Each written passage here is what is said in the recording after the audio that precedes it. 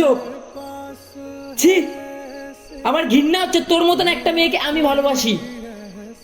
দুদিন কাজের চাপে ব্যস্ত ছিলাম, তার জন্য তুই অন্য ছেলের সাথে ঘুরছিস।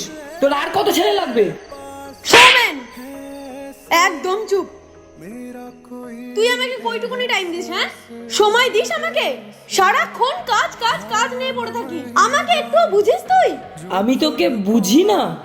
না, আমি আমার জীবনে এমন একটা মানুষ চেয়েছিলাম যে আমাকে বুঝবে, সময় দেবে, কিন্তু তুই একটাও করিস না।